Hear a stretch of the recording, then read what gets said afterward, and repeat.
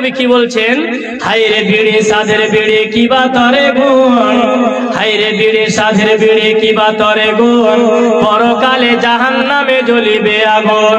ধর্ম আমার থাক না পড়ে কি যে মুসলমান, নিজের মুখে বিড়ি দিয়ে হারালে ঈমান। হিন্দুরা সব মরতে গিয়ে মুখে দেয় আগুন, মুসলমান জিন্দাতে মুখে দেয় আগুন। আরো কত মুসলমান ঠোঁটে রাখে বিড়ি, লম্বা দাড়ি মাথায় টুপি ঠোঁটে টানে বিড়ি। বিড়ি খাওয়া লোক যদি মহাজ্ঞানী হয়, পাইলে বিড়ির গন্ধ তিনি সব ভুলে যায়।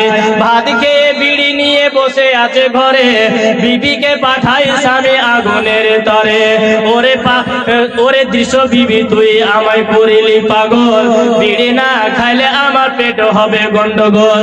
তাই বলে লাঠি তুলে মারিল মাথায়, এমন মারিল বিবি গড়া গড়ে দেয়।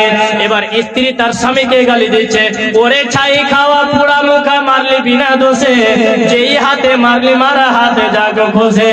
এ দৃশ্য দেখে পাড়ার লোক সব মিলে তালাকের ব্যবস্থা করে তারা মিলে ঝুলে।